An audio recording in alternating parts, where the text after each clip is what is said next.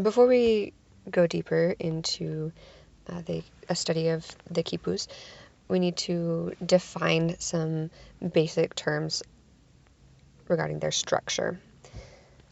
This image was drawn by Guaman Poma de Ayala, and it shows the typical presentation. It shows a Quipu Kamayok, or record keeper, with his Quipu record, and this has become kind of a typical presentation of the Quipus, where you'd have the primary chord, held long, and the pendant chords kind of falling down. In this image on the left is a diagram of the quipus, and on the right is a photo that was taken at the Museum of Rafael Larco in Lima, Peru, showing two quipus that are laid out for presentation. This red line shows the primary chord, also known as the main chord, la cuerda principal, la cuerda transversal, la cuerda madre. This is a pendant. Pendants are typically attached to the primary chord and come falling down. In the bottom quipu on the right, we can see that the chords attached to the primary chord go in two directions. Typically, when you have this occurring, the more numerous chords will be shown falling down from the primary chord. They're called pendant chords, or colgantes, and the fewer chords are presented up. They're called top chords, or colgante que va arriba, also sometimes referred to as chords in the opposite direction, or colgante opuesto.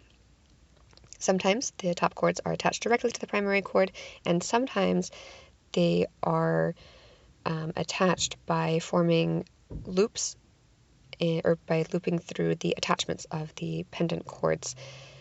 Pendant chords can be attached in two ways, recto and verso, and this is discussed. I'll include a link to another video that shows where John Daniel shows how to construct a quipu and how to tie them together. This is a subsidiary chord. Subsidiary chord is not attached directly to the primary chord, but rather to a pendant chord or a top chord or another subsidiary. In Spanish, they're called subsidiaria. Sometimes they'll go like 3-4 levels deep, and you'll see subsidiaries on subsidiaries on subsidiaries.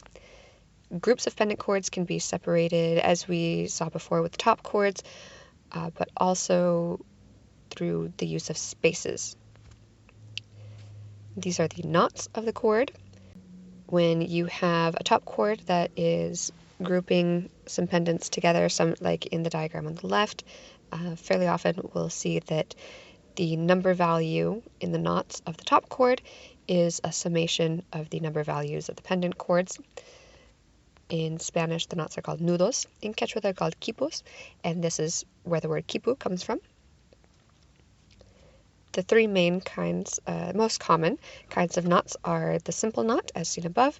The middle is a long knot, and it is formed by looping the chord multiple times. Each loop is like a value of 1. So if you have 5 loops, this knot has a value of 5. And the third common type of knot is a figure 8 knot. These typically are equivalent to the number 1. Place value is determined by how close a knot is to the primary chord. So you'll have your thousands on tops, and then your hundreds, tens, ones, zeros indicated by leaving a space. Typically, the simple knots are used in the tens and above, and long knots and figure 8 knots are used in the units place. The directionality is described as S or Z. S is like a backslash, Z is like a forward slash, as indicated by the red line. These S and Z terms are also used when discussing the twist or ply of chord. So when a chord is made, it's made by twisting fibers together, and the resulting chord that comes through kind of has these lines that are, slanted in one direction or the other. There are many colors that are used to describe the chords. These abbreviations were first introduced by the Ashers, Marcia Asher and Robert Asher, in their Go to the Quipu data book. And the number values are RGB values. These were found in the Quipu database that was available through the Harvard website. I'll include a link in the description below.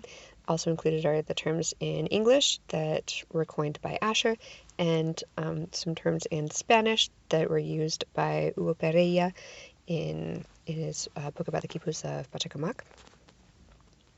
Now that we have a basic vocabulary, we can discuss the Khipus more in depth.